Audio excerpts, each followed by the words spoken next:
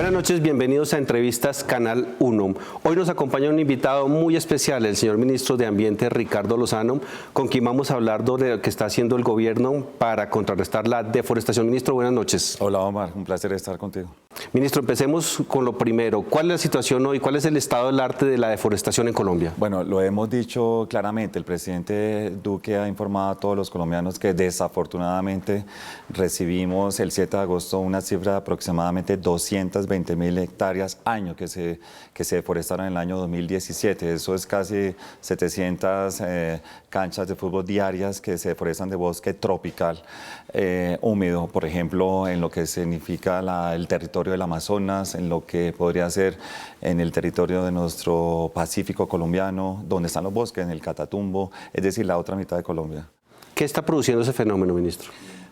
Que también lo hemos informado bastante y ha sido bastante ilustrativo lo que hemos dicho, y es que desafortunadamente en el año 2015 se empezó a presentar un terrible fenómeno en nuestros territorios, y es el acaparamiento también de tierra, ¿no? La apropiación ilegal de estos territorios, la apropiación ilegal de estos terrenos baldíos, de esta selva amazónica, en el que anteriormente, por supuesto, también está siendo impactada por la actividad de cultivos ilícitos, pero también la actividad de extracción de minerales de manera ilegal, el tráfico ilegal de maderas, el tráfico ilegal de especies de fauna y flora.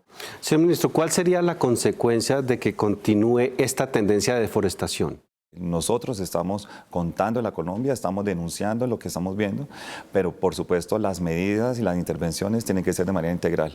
Como nosotros a través del Ministerio de Agricultura entonces mostramos un nuevo modelo también inclusive de agricultura de bajo impacto, un modelo de aprovechamiento de los bosques también, de manera sostenible para los propios campesinos que viven de ello y los propios indígenas, que también a través del conocimiento tradicional, muchos de ellos nos cuentan cómo se puede hacer de una manera selectiva y no de una manera masiva.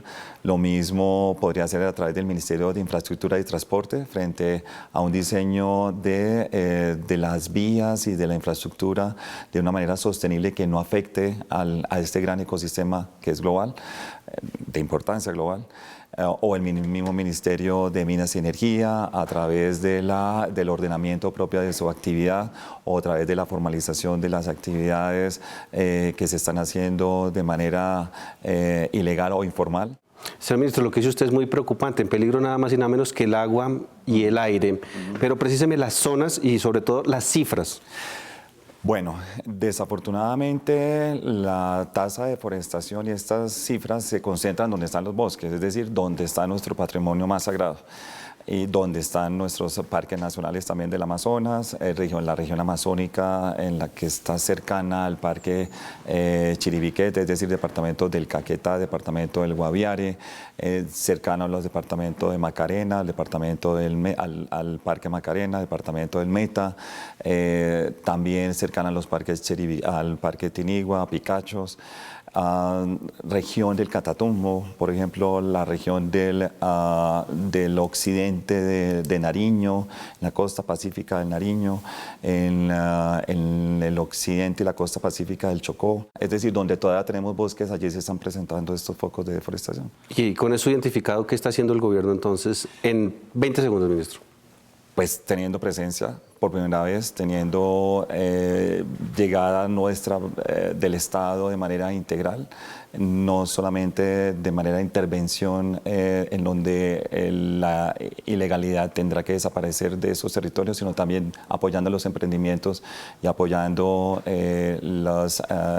la economía formalizada en esos territorios. Ministro, para terminar, han recibido ustedes hoy 19 millones de dólares del gobierno de Noruega y por eso estamos aquí en la Cancillería. Es un gran reconocimiento que hace nuestro principal cooperante. También tenemos cooperación de Reino Unido, cooperación de Alemania, pero por supuesto Noruega en el día de hoy nos entrega nuevos 19 millones de dólares que entran a formar parte del complemento que ya teníamos hoy día frente a lo que significa el Fondo de Colombia Sostenible, a lo que significa además el trabajo de apoyo a los emprendimientos a nuestras comunidades indígenas que se encuentran allí en los territorios, pero también para el liderazgo que Colombia ya empezó a asumir también en la Convención Mundial de Biodiversidad, que va a ser el próximo año, y Colombia va a ser el anfitrión precisamente de la PRECOP del próximo año. Ministro, muchas gracias. A usted muy amable, Omar. A ustedes los dejamos con unos cortos mensajes comerciales.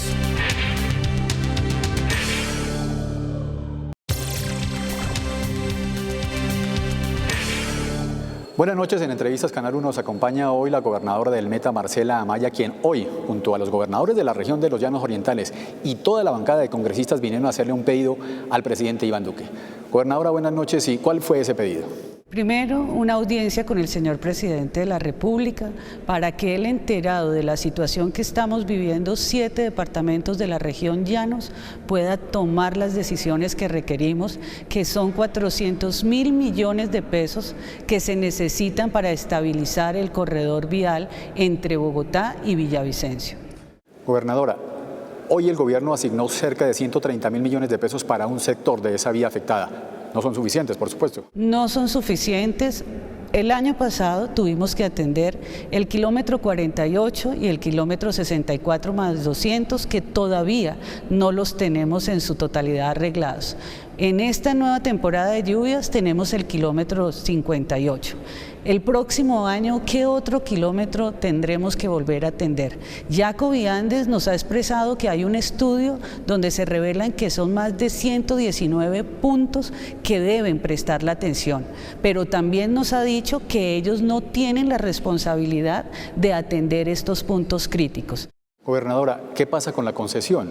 Pareciera que no se ve afectada por los cierres. Ellos siguen cobrando el peaje, pero no hay doliente para los tramos afectados por la vía. También, como gobernadora del departamento del Meta y los primeros afectados, hemos pedido tanto al Ministerio de Transporte como a la concesión que no se cobre tarifa plena del peaje. Un peaje que son los más costosos del país.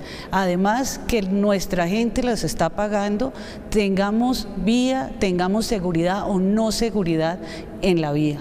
El compromiso de la concesión es precisamente generarnos esa seguridad y garantizarnos la movilidad en el corredor vial.